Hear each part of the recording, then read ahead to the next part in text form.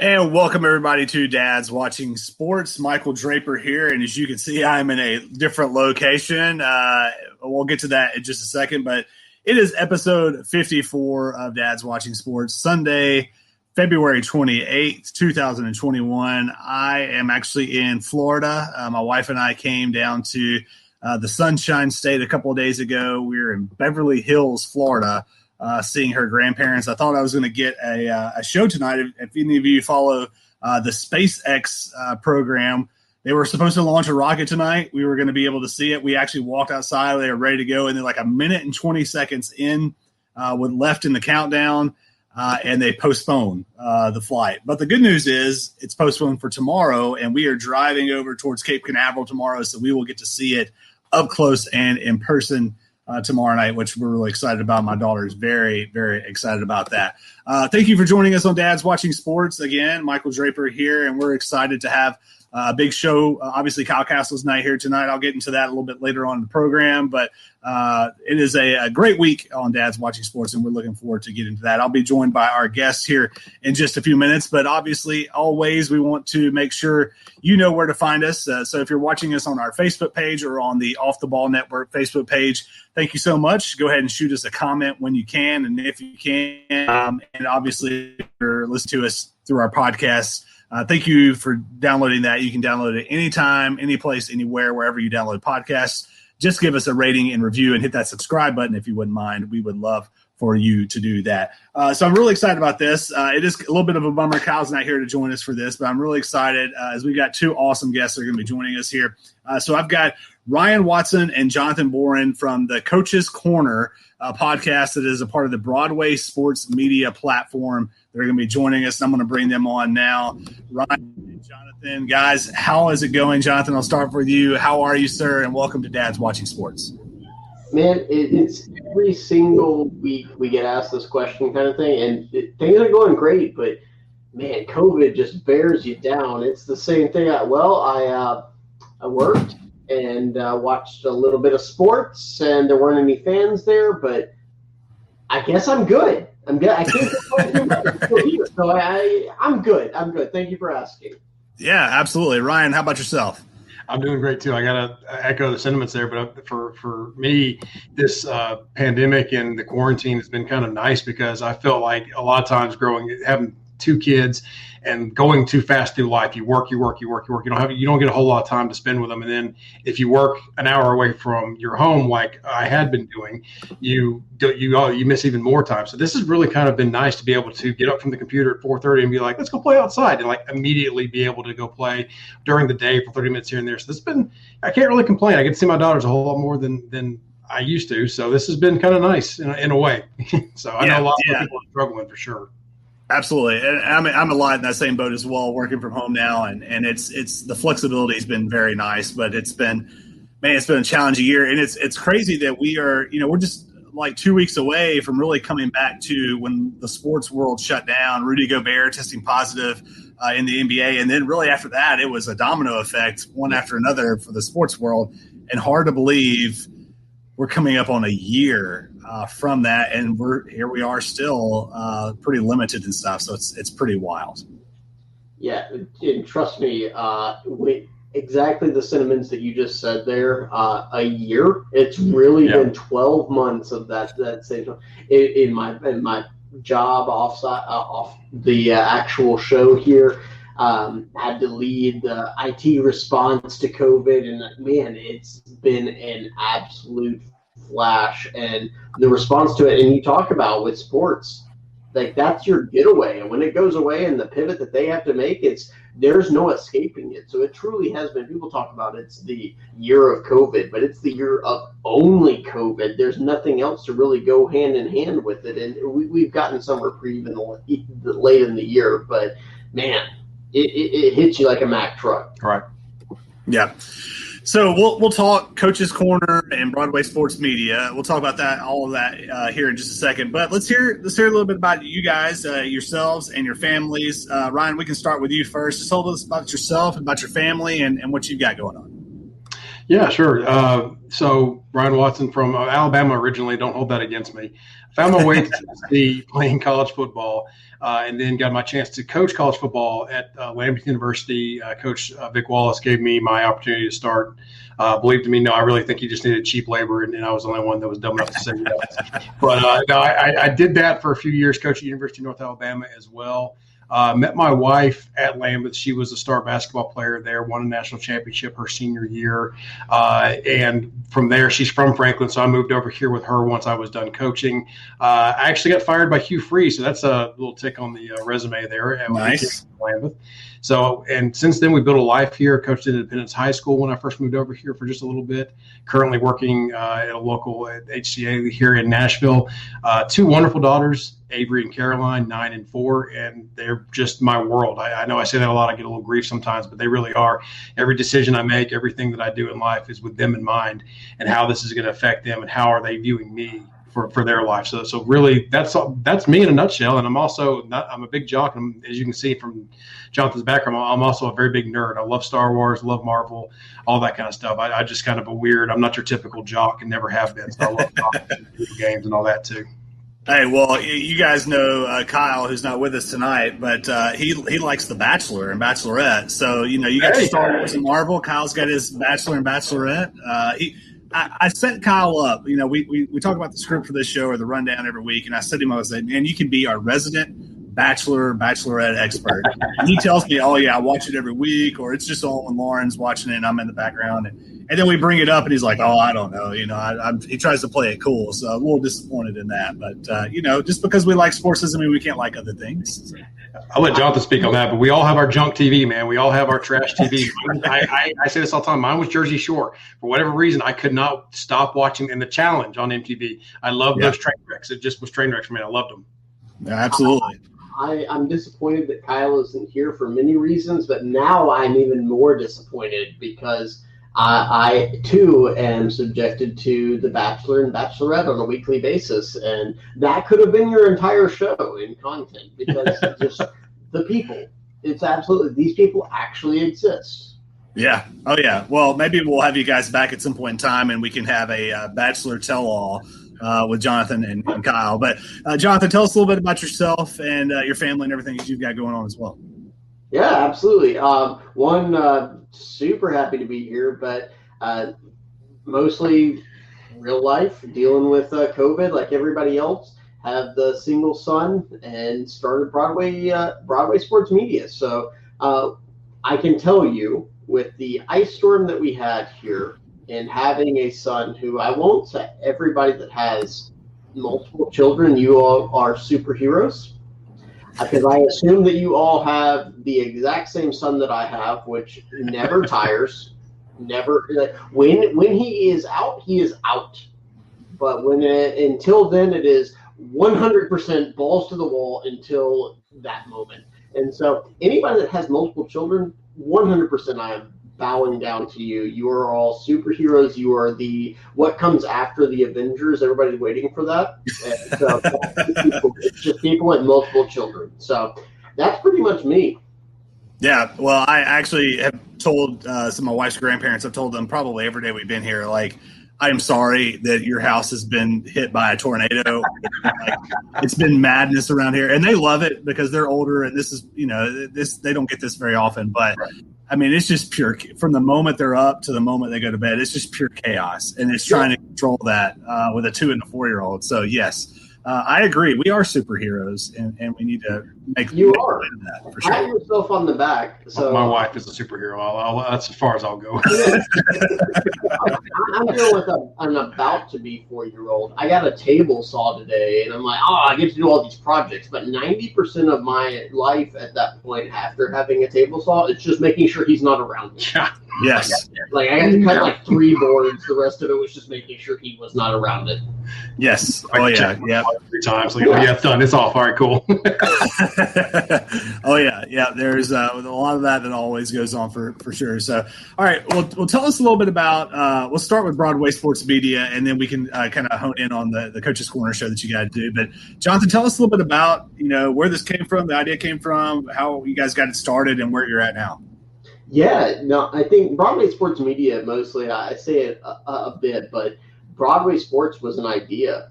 Essentially, you had several people that were around the Nashville area, and everybody knows how quickly Nashville is growing. It's a national story about Nashville is the greatest place to move to. Everybody's moving here. And so you had a lot of these guys that have been writing, guys, girls, and it was the idea of, well, why are we writing for all these separate entities? If people want to create truly the best spot for coverage of professional sports and not just clickbait stuff, we will not be clickbait. We refuse to be clickbait, where you're just putting things out there because you want to tick people off. And so it was the idea, let's put it all in one place. Let's all come together rather than just communicating and saying, hey, this is crazy, this was out there. No, let's all come to one location and build it. And let me tell you, it has been a ride. We had talked about it for a couple of years, and eventually, if you know my personality, you know that I get tired of people talking about ideas, and I say, cool, we're going to do it. And so it was pretty much just probably a random Friday night with maybe a beer or too many kind of thing, where I said, cool, we're going to start a company and bring 15 people in, and just we're just going to go for it. Right. So it's been a really good ride. But Broadway Sports has been bringing together people that are truly passionate about the area, not just looking for jobs, passionate about the coverage, and making sure that they know what they're talking about. Yeah. So you guys, obviously Titans, Predators, now Nashville Soccer Club. There's a lot going on in the Nashville area in terms of professional sports teams and just sports teams in general. So it's got to have been, at least, even though we've gone through COVID, but there's so much going on. We've got a new stadium, a new soccer stadium that's in the process of being built. The Titans, went to the AFC Championship game last year. This year didn't quite get there, but they still had a really good season. The Predators, we may not touch on that, but it's got to have success recently. So exactly, it's got to at least been fun, putting all this together and really pushing out all this content covering these teams that have had some success and have had a lot of exciting times here recently. Right. Yeah, I can tell you that the area with the growth that it's had, and we talk about Nashville soccer and the guys that like John Sloop, Ben Wright, that those guys have been putting out, Davey, who's on 104.5, that the soccer coverage, I really think that's a market. Everybody knows about NFL. There's nobody you're going to run into who's like, oh, National Football League? What is that? They throw a pigskin and throw a fork. Everybody knows about that. So there's a market there. But here in the Nashville area, with where I think soccer is going, in maybe this is a cliche because people have been saying it for 15 years that soccer is the next big thing here in the U.S. But I think that the Nashville Soccer Club, you started to see it. They had some success in the way they came out of the COVID, and they were the first. Here's a little behind the scenes.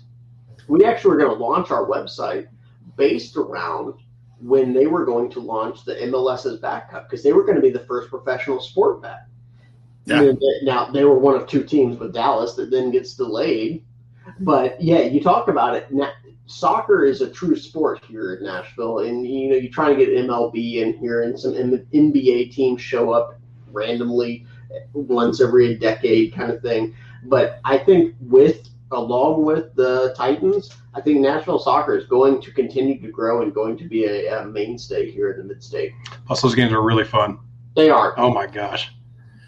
They are, yeah. So Kyle and I and two of our friends went to the home opener, last year, around this time last year. And, man, I know we didn't win, but it was so much fun. And you could just feel kind of the energy and the electricity about that event and how, here we go, this is going to take off. And then COVID hits and everything kind of gets shut down. They didn't get to have that energy kind of throughout the season. But, yeah, I completely agree. I think it's a good time to be a sports fan in the Nashville area and to have kind of all this going on. And it's exciting to see that you guys have all that information right there for the Nashville sports fan. Ryan, let's talk specifically about the Coach's Corner podcast. This is going to be kind of a cool new idea. I mean, you guys all have coached. You both have coached, so it's a little bit different perspective than just your run-of-the-mill football show. So talk to us a little bit about that. So a little background about Jonathan and I actually started doing a podcast called Taking It to the House a few years ago. We kind of had the idea where we were literally sitting around talking for an hour after every game about what went right, what went wrong. So we finally just looked at each other and we were like, why don't we just try to put this out there and get a podcast to go? And so we did that for a little bit. Of course, life happens, and we took a little bit of a break. I had my second child. Jonathan had his first, and we just couldn't find the time to meet on a weekly basis at that point in time. And when all this started coming back up, we were like, you know what, it's time to dust off the mics. And we looked at our platform and what all the shows like Football and Other F Words, Music City, Miracle, some of those other podcasts we have on the show, they dealt with a lot of good content. But the one thing that was missing and the thing that we could bring to them is kind of that coach's spin, that coaching angle. And what we've tried to focus on is when we're breaking down the games, either looking ahead to an opponent or what went on in the game, we go into specific plays, try to talk about what went right, what went wrong. Because as a coach, I go to games a lot of times. I just hear people yell out things like, oh, that's not working. Please stop doing this. Do something else. But they never have an answer for what else to do. So we wanted to try to put out a product that could at least talk to people and say, hey, here's why this wasn't working, or here's why they were running that play to try to set this play up. And this is what the defense countered with. So we try to go a little more in depth in our content, which, we also lead into some other things because we also have done some interviews. We want to try to find coaches to interview. We just had Dr. Dyson on a couple weeks ago. I had a great interview with him where we didn't talk really much about football. We talked about life and finding passions in life. So we're kind of we'll talk to anybody who has passion for life and passion for sport and want to talk to them about those kind of things. So it's kind of a hodgepodge of those things, but we really want to focus, especially in season, on those breakdowns and really get into the games. We also love coaching malpractice. And we want to talk about, I say love, we love to hate it because it's just the worst thing in the world to see time mismanagement or situational mismanagement or teaching corners to press and not getting hands on people. Jonathan, that one's for you. So we like to go into those situations as well and talk about, break those down, what they could have possibly done better or what might have happened differently. So those kinds of things. So that's what the Coach's Corner is all about. Yeah, absolutely. And I listened to that interview you guys did with Dr. Dyson. It was a great interview. We've had him on our show as well. And it's some of the stuff that he shared with y'all was really cool and interesting. I didn't realize that he was writing a book. I think that's really cool that will be. And he's launching his own podcast. And after, talking about that after football life and that after football career, kind of like you were alluding to with passion. That's really cool. So I didn't include this in the rundown, but one thing I wanted to ask you guys, I also coached high school basketball. I didn't coach football, but I coached high school basketball in a previous life. So kind of know that coaching mentality a little bit. Do you have any fun, like this parent was a little overzealous or a fan jumping in and saying, hey, why aren't y'all doing this? Any fun stories that y'all can relate to or share with us from your coaching lives? Man, I know. Go, Jonathan. You want to lead with your story? I'm not sure which one you're going to go with. But if you want to lead, I've got a couple. Maybe I can go to.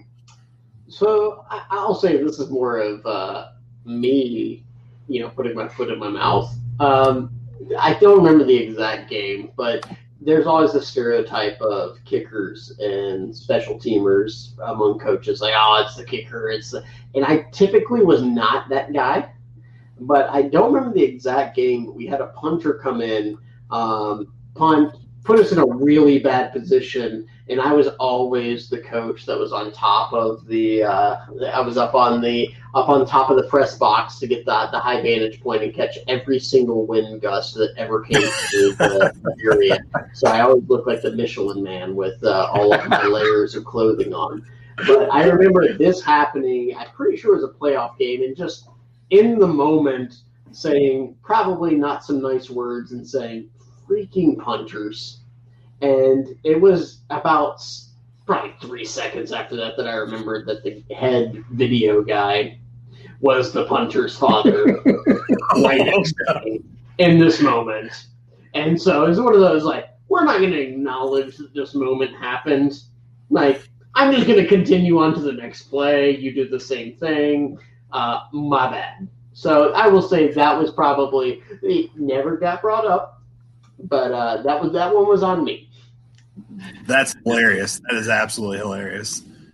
So I guess the one I'll go with, and I've got a couple, but the one I'll go with is similar. I was caught on a hot mic. We were playing Belhaven out of Mississippi, out of Jackson, Mississippi. They were up playing in our house. We had Alan Irvin, who is a fantastic running back. He actually played for the Detroit Lions after he graduated from Lambeth. And he had broken off like enough. He was close to a record of some kind, but like 2 or 3 of his long runs got called back, and I got fed up. So then we ran a toss play again, and he took it 49 yards to the house, and the flag came out. Referee starts calling holding, and I was done. And Lambeth, it's an NAIA college, so we're kind of open, like Jonathan. We're up on top there, where if I say anything louder than a few decibels, everybody's going to hear me. I was telling this ref exactly what I thought about him and what I thought about his mom and some other things. I'm not much for language, but I was at this moment.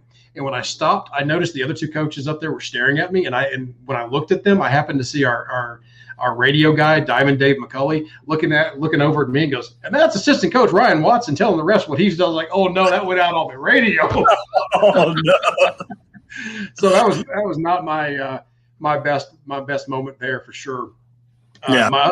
My proudest moment, though, when I was coaching Independence, we were JV. We were coaching JV a little bit, and we went to Centennial, and the coach on the other side came to me before the game and said, "Hey, we're going to coach from the huddle. Is that okay with you?" And my eyes got big and wide. I said, "Yeah, bet. Let's do that." So, because we had a JV quarterback who had struggled, he seemed to throw more interceptions than he actually threw passes, if that's even possible. I stood behind him for that entire scrimmage. And literally, as he's walking the huddle, told him exactly who to look for in passes and where to go, and was literally saying, "Throw it now, 3-step, throw it now." And I would tell the receivers exactly how to run the routes. And this kid who had thrown like 7 or 8 interceptions in the previous 2 or 3 games threw 6 touchdowns. And to this day, it's my proudest. Like not this big college feat, not this anything else. It was that moment that I was able to help that kid and let him go. And I always want to ask that coach, did he regret letting us on the field that day? Absolutely, I am sure that he did. No, those are great. Kyle and I've shared a couple of our stories. One thing that I remember, and I will probably forever remember this, is I was coaching our JV basketball team, and we were on the road, and we were losing to a team that we had no business losing to. And I had a kid that he dressed JV, but also dressed varsity. Didn't play much varsity, but he was, good enough to at least dress. And, tried to be hard on him because this is a kid that at least had some potential. And he was an underclassman, so he had time to grow and into a good player. And he missed a rebound or something, and I pulled him out, and I got into him pretty good. And then we called a timeout, and I'm still kind of getting into him pretty good. And his mom is about 3 rows up.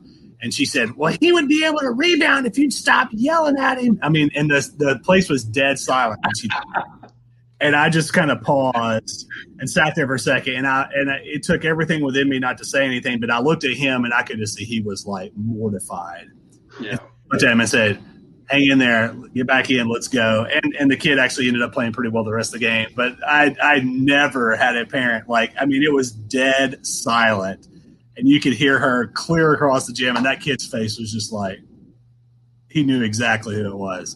That it was dear old mom. So always good to share some coaching stories because there's a ton of them.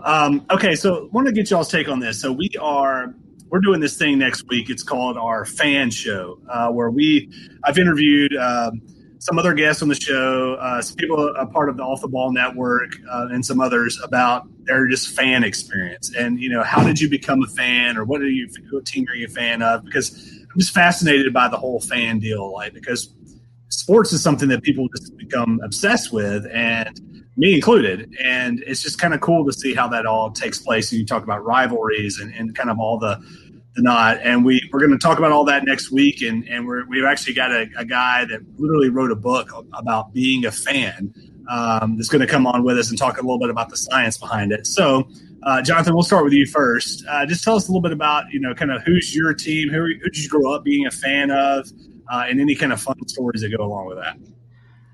Man, I'll start in the college ranks. I'm an Ohio State fan. Living in the South, that's been a very easy experience that has had no repercussions whatsoever. But I think it was one of those. I started to get into football right around the time of the Miami Ohio State National Championship game, which was arguably one of the greatest football games that has ever been played, with multiple overtimes the way it went. And so people ask me, like, I got into Ohio State, chose not to go there. I don't have personal ties to it too much, but I have always been attached to that team. And so it's just kind of grown from there. I think when you talk about, what creates a fan, I had that emotional moment with that team, and when I was at a point where I was building that fandom, and so that became Ohio State. Really fun story, which I shared with Dr. Dyson last week, I think. It was the first time I had been in like a professional football game was the Music City Miracle. So the guy that went on to hire me for my first official coaching job, I actually got to watch him play in a moment, which made me a huge Titans fan. So that was a really cool interaction to see how that played out years later, years down the line. When you talk about fandom there, so. Yeah, those are my two. I'd say those are my two teams. I've become, as a coach, less fanatical, which is what fan is around. And, you watch. I'm a boring person to watch football with because I sit there and just, well, yeah, he didn't make it. I'm not going to yell at you. Yeah, the left tackle missed his block there. That's why the quarterback missed it. Oh, you don't want to hear about that? You're right. He dropped the pass. My bad. Absolutely. Ryan, what about yourself?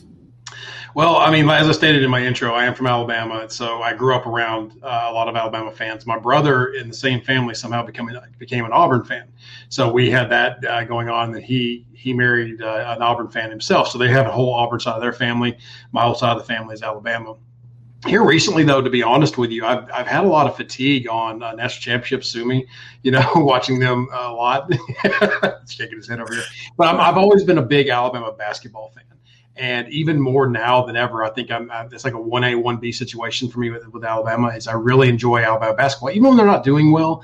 I enjoy them, and so like this year, they're doing better than most. They're still very iffy team when it comes to things. They rely on the three a lot, but they have a good defense, those kind of things. So it's nice to see them have some success. I'm actually a real big Alabama basketball fan.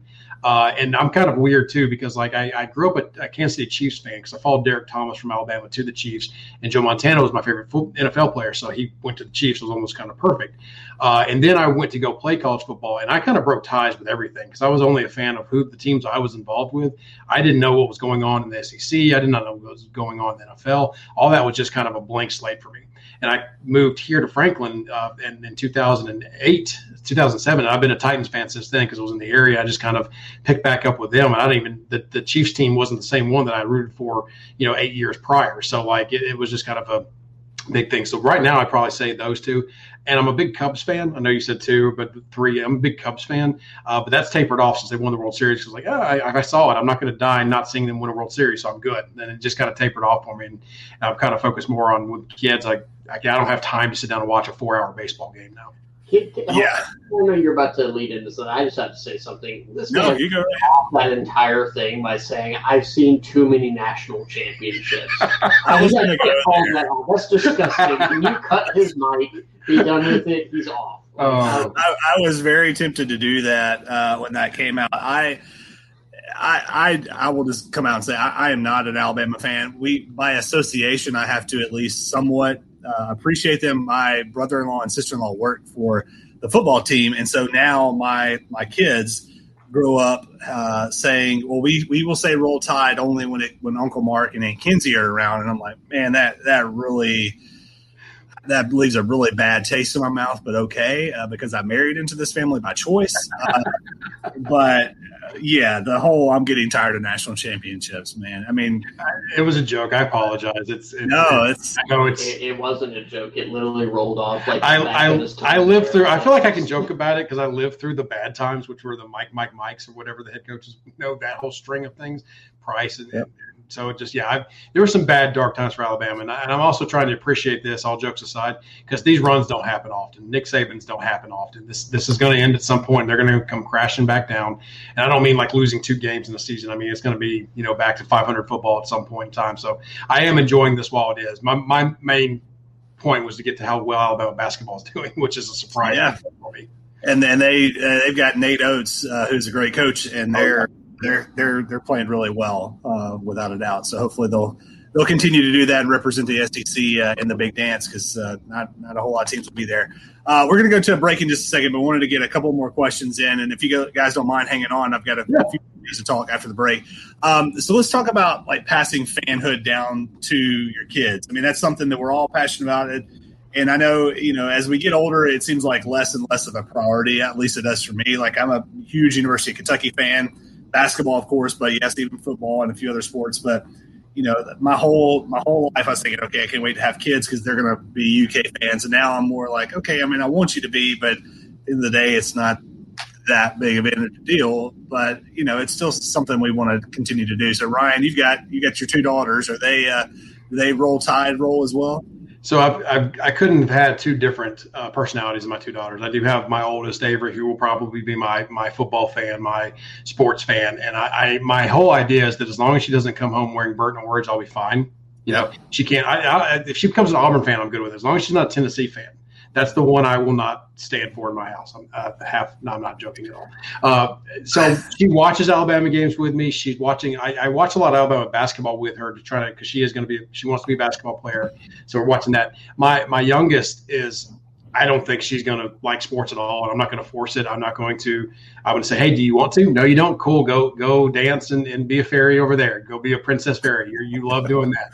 So she's going to be our cheerleader, our preppy girl, those kind of things. At least that's what's looking like. She loves makeup. She loves all that. Avery doesn't, and we're not forcing her to. So if she wants to sit down and watch sports with Dad, she's going to. She wants to go outside and play sports, all that kind of stuff. Now, I will root for Tennessee if Avery somehow ends up going to play for the Lady Vols in basketball or something like that.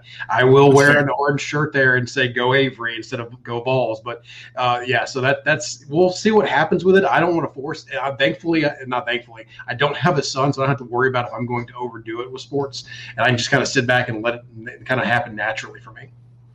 Well, as long as they don't do what my daughter does. And so I mentioned my brother-in-law and his wife work for Alabama. Well, my wife's sister is a big UT fan. And so I cannot stand Tennessee either, by the way. And so I tell my daughter all the time, I'm like, we can say Roll Tide every once in a while, but we do not say go blank. And so one day we're sitting around and I said, oh, the Cats play tonight. And she said, who they play? And I said, oh, they play the Vols. And she looked at me and she said, go Vols. And I was like, oh, no, sweetie. No. We do not say that. How to go through adoption. No, I'm kidding. Exactly. It's a 4-letter word in our house. Jonathan, what about with your son? Have you been able to pass down the Buckeyes or the Titans? Yeah. So he definitely will throw out a Titan up. And if I drop an OH, he will hit me with an IO. I started to teach him, when he sees Michigan fans, a very hard boo. But then I started to think that I got philosophical on it. This is maybe not a good decision being from Spring Hill, Tennessee, which has a GM plant from Detroit. So it's nothing but Michigan State and Michigan fans. So we'll just be randomly walking around the neighborhood and he's booing my neighbors. I'm not mad at him because they deserve it. But at the same time, it's going to be weird when we're walking the next day and we're the family that does that. But I'm just partial to winners, and that's unfortunate for them. That's right. Absolutely. All right, guys, we're going to take a quick break. We come back. We'll have more with Jonathan and Ryan Watson right after the break here on Dad Watching Sports. Big news in the Dad's Watching Sports podcasting world. You've heard us mention it on the show already. We are now part of the Off the Ball Podcast Network. We're super excited to be joining the team of great shows, hopefully adding a little dad flavor to the mix. You can check out Off the Ball Podcast and Off the Ball Network on all your social media sites. Just search Off the Ball Network. And while you're there, give them a like and a follow. You won't regret it.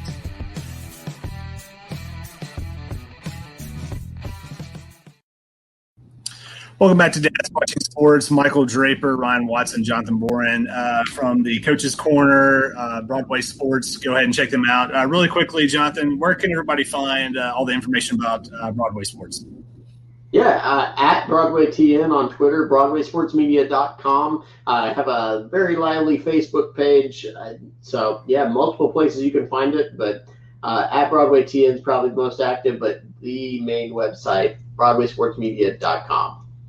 Awesome. I was checking out the website a couple of days ago and saw the I can't remember who wrote the article or the story, but it was kind of a post-pandemic wish list, and thought that might be a good topic for us to have. And this can be really kind of anything. It can be sports related. It can be non-sports related. Just what is, we've talked a lot about, well, then COVID hit. Well, since COVID has hit and all that, well, once this is all over with, kind of knock on wood, what's on the wish list for us as a sports fan, for us as a dad, or just an individual altogether? So, Ryan, let's start with you. Let's go 5 down to 1. What's your top 5 wish list post-pandemic?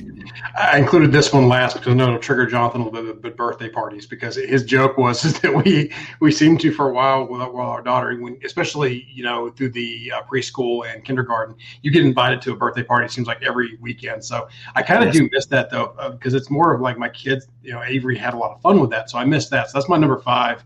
Is that and you can kind of group in group gatherings to that as well, just to be able to function kind of normally, not have to worry in the back, even like a little bit in your back of your mind, and not have to like have anybody else worrying, and people can interact, and you don't have to like tell your kids to just go be kids. Don't like give them instructions when you go somewhere, that kind of stuff. Absolutely. Yep. So are we going 5, 4, 3, 2, 1? Yeah. Go right ahead.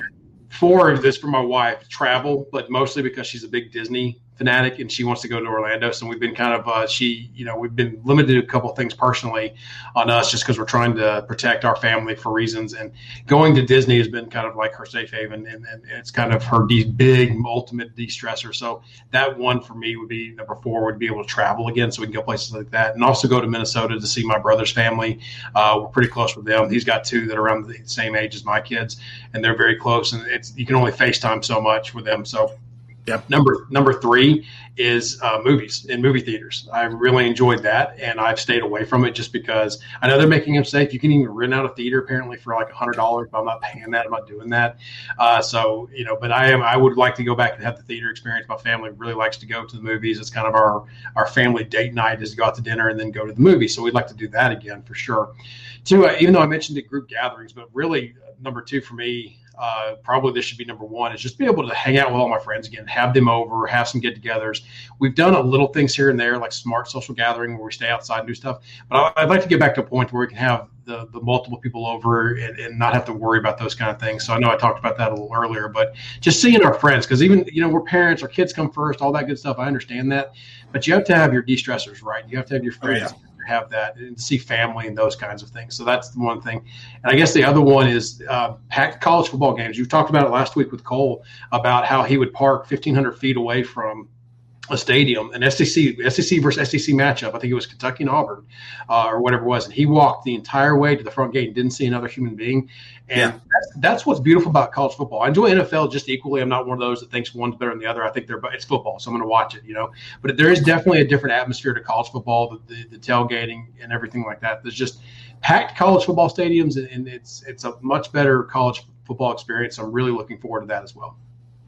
Absolutely. All right, so we have a couple of comments, guys. So Kyle jumps in and says, sorry I'm not with you guys tonight, and he wants to see fans in the stands. Kyle, prayers out to you, brother. Hope you're feeling better. Hey, we missed you on the show, but yes, we all want fans in the stands. Jonathan, what about you? What's your top 5 wish list post-pandemic?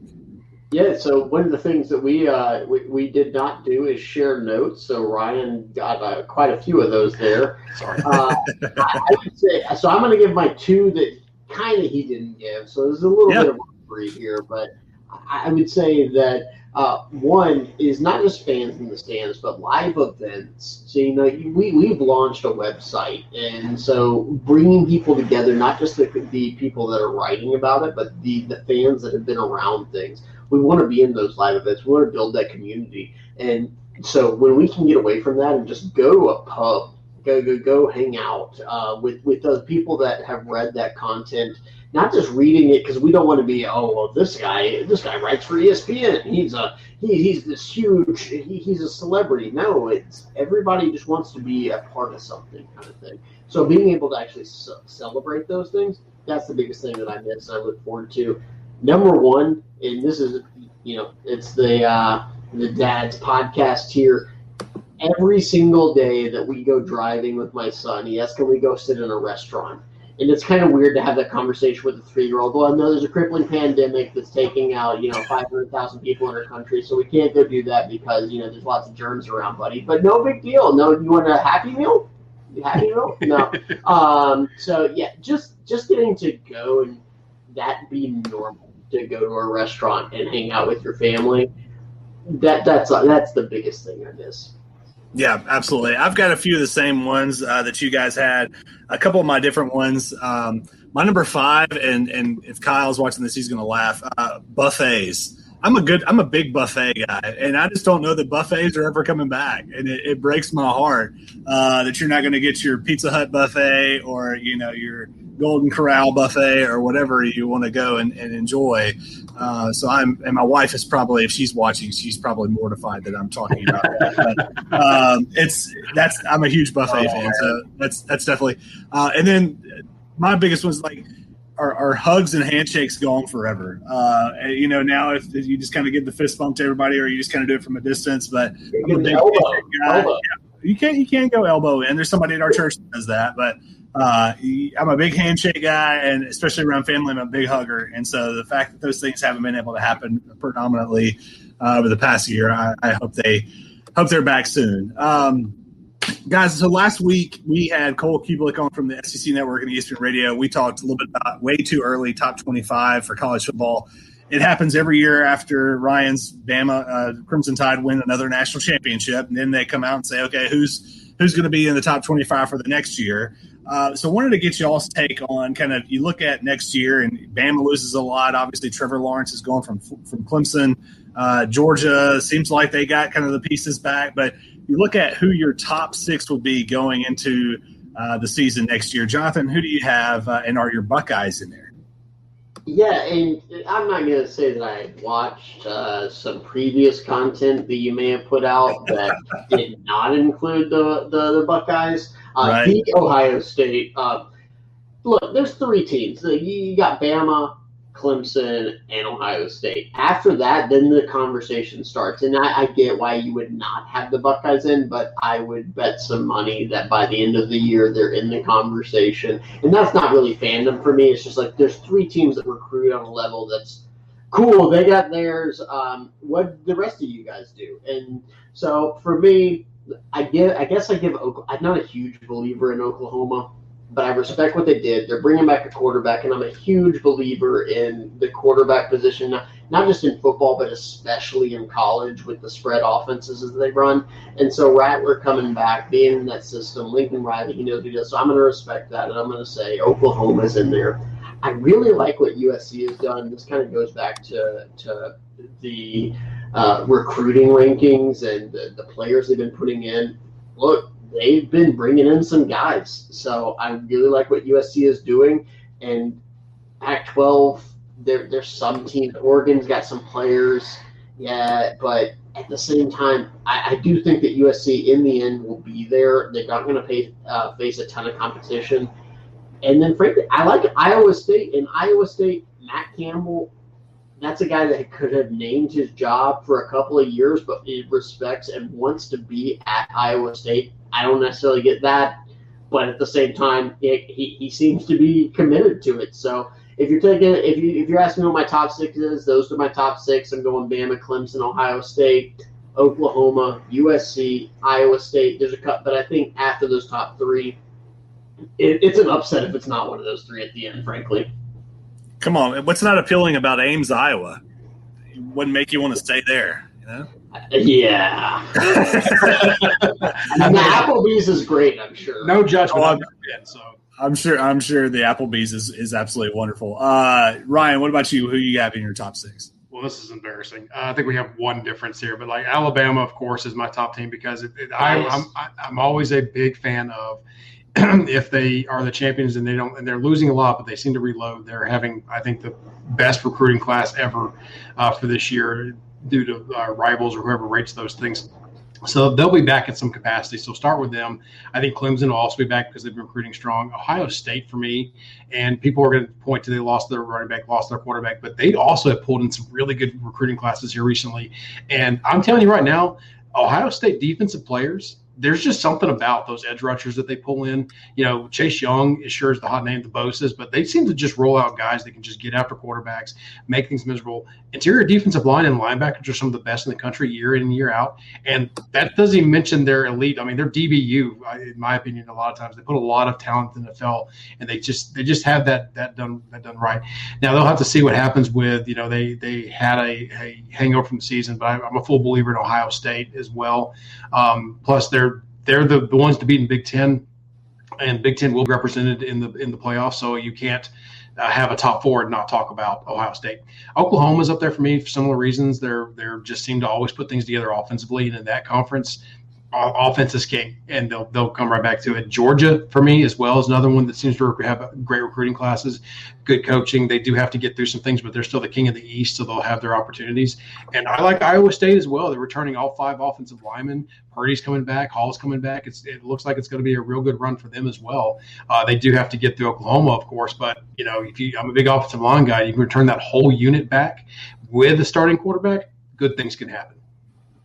Absolutely. Well, I know the people in Ames are very excited because they listen to the show regularly. So the Cyclones fans are going to be very excited to hear that. All right, really quickly, Ryan and Jonathan, anybody outside of what you feel like maybe the top 15 or 20 that you think can make a surprise run at a playoff run next year? Yeah, so my initial reaction to this was actually say North Carolina. And then I saw that they were in a lot of top 10s. I was like, well, I can't really use them. So I had to keep looking because my reasoning is not that I think Clemson, obviously they're in my top 6, but if they're going to have a down year, this is the year they're going to have it. They're in transitioning. The last time they transitioned from Deshaun Watson, it was Kelly, I think. They ended up going to the playoffs, but they were down. They weren't as potent. They weren't as great. So I look at those teams that could threaten them in the ACC and could make some noise. And the two that stick out to me are North Carolina and Miami. So we'll stick with Miami since they're ranked a little farther back. And with them bringing in King, if he's healthy at the start of the season, and they've really been getting some things in the transfer portal. I know they're having to replace both their edges that are going to the NFL, so that's going to be a bit of a problem.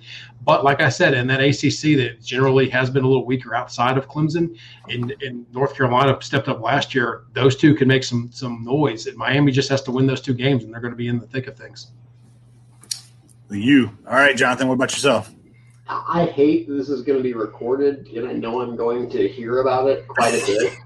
But I talked about not being a huge believer in Oklahoma. When I look at, the SEC, the ACC, and the Big Ten, look, the Big Three got it held down.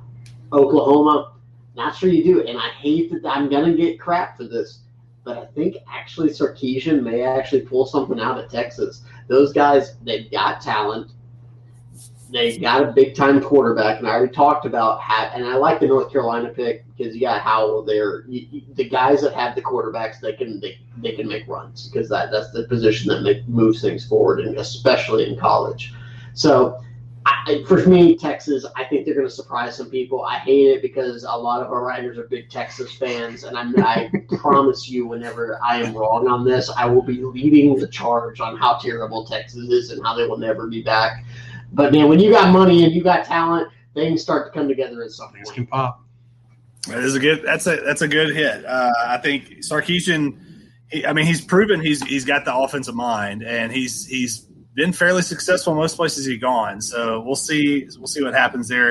Maybe not in year 1, but it will be interesting to see how he gets things rolling down there in Austin. All right, guys. Last question or topic for you, then I'll let y'all get out of here. We've all heard the news, over the past week about Tiger Woods and the car accident and kind of really what's happened from that. It sounds like it's pretty gruesome leg injury that's going to take some substantial time to come back from frankly, maybe just to be able to walk correctly again, much less play again. But in thinking about that, and we saw, today at the WCS Open that they had, a lot of players wore red and black, kind of in honor of Tiger, everything he's going through. You've had kind of the rise and fall and then rise again, and everybody knows about all that. But what do you feel like, Ryan, we'll start with you, the legacy of Tiger Woods is going to be when the book is finally closed with everything that's been going on for him? So there's two Tiger Woods, right? There is the young Tiger who really set the world on fire, and he was the one to beat. He made the red shirt thing where you just knew it was the Michael Jordan aspect, and it was just kind of similar to where the dominant, where you knew that they got into a game mode, they were tough to beat. Not just beat, but you couldn't keep up with them. So there's that legacy of on the court, and he did so much in a short amount of time. And I will say short because you have all these other golfing careers that golfed into their 60s and 70s and still were able to win majors. He won enough that he was up with those same names that had golfed for so much longer than he did. And I remember thinking to myself at one point in time, I was like, gosh, if he continues this pace, he's going to be the greatest golfer of all time, and it's not even going to be close. I think that now he's one of the greats as far as the golfing stuff. It's just kind of tough to say he's the greatest ever because it didn't go all the way through. But he's definitely up there, and I will have arguments that he's number one, number two. I mean, anybody can have their opinion. I think he's up there for sure. I almost said off the field. The off the green stuff is obviously there. You know, his married life and all that kind of stuff. So that's always going to mar it a little bit, unfortunately. And it just sucks that he goes out this way with the bad back and now the legs. It's tough to see if he's going to come back and do anything else. So I think his legacy is what it was. Kind of when he came back and made the short run, he was able to shake off that off the I keep saying off the court, off the field, the off the sport stuff that kind of marred all that a little bit and always will be there. But he was able to still show that he was Tiger Woods if he could be healthy and if he can get out there and put 18 straight holes together and put a round together. And I think what you just said there, I think is kind of what I agree with. I think had he not had the success coming back, didn't win the Masters and had that success that he's had in the past couple of years, I think we'd probably look at him a lot differently. But I think the fact that he has really kind of showed that, okay, he still has it in the tank to be the guy or close to the guy he was at one point in time. Jonathan, what about you? Man, I think Tiger Woods it's the epitome of the day and age that we live in, and we're victims of the moment. I mean, this man is 45 years old, and we saw the peak so early. And unfortunately, he plays a sport where you can play forever, and you almost play out that special notion of what you see. And because we are so oriented to that instant reaction to everything that we see, we don't remember that it's just a couple of years ago we're seeing him win a major kind of thing. And how quickly he got out of tune with winning every major. And so even you look at what in football, you see a Peyton Manning, he wins a Super Bowl, and then he has a bad year and retires, and then it's, oh, well, he trailed off so bad. It was just bad at the end of his career. Or Drew Brees and what he's going through right now. Well, Tiger Woods, that's extended tenfold because you can play that sport forever. And so I think the legacy is once he retires, we'll start to respect what we actually saw. I'm a big fan. You kind of see some of this with LeBron and what he's doing is respect what you're seeing. Right. And nostalgia is the worst impactor of respecting what you're seeing in the moment. But I think Tiger Woods, when he actually stops playing, will start to actually respect what we saw when he was. You guys think he comes back from this injury and plays again, wins again? Jonathan, you think he's back in the fold, or is he going to use this as kind of his silent exit? Look, it's easy for me to say I hope that he does and makes this an exit because he's dealt with so much turmoil, some of it his own doing, some of it not. But I don't think you get to that high of a level with that mentality, frankly. Like that, he does have a killer instinct. He chases adrenaline, which has got him in trouble and other things. But he is very much that competitor. And I think even if you try to tone that down with as you've aged and you've achieved everything, that still has to be there. It's the only thing he knows. If I had to have a gut instinct, I think he's going to make some sort of a comeback. I don't think he will achieve what he's done previously, but I don't think we've seen the last of him. Absolutely. Ryan? I agree with that. And it's one of those things where I was a big champion of telling Alex Smith never to come back out on a football field after seeing his leg break and go through all that he did. And I'm so happy that he found the success that he did and was comeback player of the year. That was great. But I still, every time I saw a Washington highlight, I was like, is this the one where he's going to re-injure? I felt so being a father now, like his kids are watching, those kind of things. So there's a little bit of that with me. I haven't seen any pictures of Tiger Woods' legs. Obviously, I haven't heard too much about other than it's like you said, gruesome. But it's broken legs. And for the most part, if Alex Smith can come back and play football, if the drive is there, then I think he can. The thing that worries me about Tiger is that he already had the back problems. Now you're going to tell me if there's any kind of leg problem to go with that. That is the only question I have. Is this going to further hamper him and lead to that? Because it's all connected, right? The back through the legs, the hamstring, all that good stuff. So if he now has leg problems to boot with his back problems, I don't know if he can come back and do this. Now, again, that drive, like Jonathan mentioned, is still going to be there. I see him trying. And for me, he's still, you said it, he's 45. He could play into his 60s if he's healthy. So we'll see what happens with it. But I think that my wish is that he would be done, because you don't need to add that. He's made enough money. His status, I think, is pretty secure. I think he's going to be on everybody's Mount Rushmore of golfers for sure. I think he probably just needs to walk away. Now, again, if he comes back and wins 2-3 more majors, great. I was wrong. Yeah, and hopefully we all would be wrong in that regard. Go ahead, Jonathan. In the interest of this being dads watching sports, when Ryan was saying, yeah, it's all connected, I hope I was not the only one that started the song in his head of the hip bones connected to the leg bones.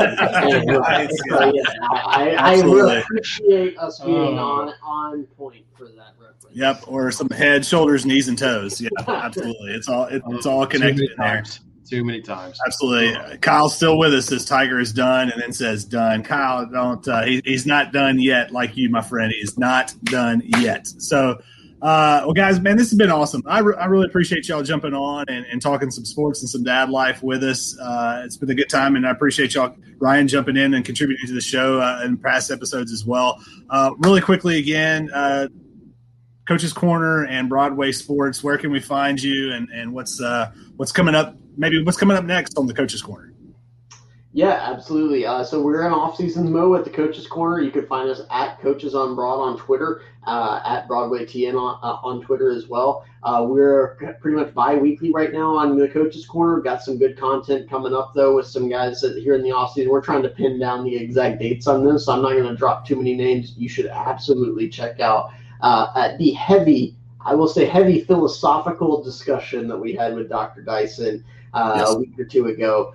Absolutely enjoy spending time with him. But yeah, BroadwaySportsMedia.com, at BroadwayTN. You can see my handle here at JB on Broad, and Ryan at Ryan on Broadway. Correct.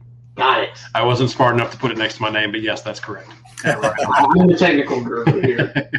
That's right. Hey, well, guys, again, thank you very much. Really appreciate y'all coming on, and look forward to maybe we can have you again on soon. Anytime. Just let us know. Absolutely. All right. Well, we'll be right back with one little quick segment on Dad's Watching Sports. Y'all stick with us. Coming up next week on Dad's Watching Sports, it is episode 55, and we are talking all about the fan. How did you become a fan? Why are you a fan? Have you passed down that to your kids or your family? And, of course, all about your rival. That's right. We're talking all things fanhood and fandom on next week's show. Stay tuned for the Fan Project next week on Dad's Watching Sports.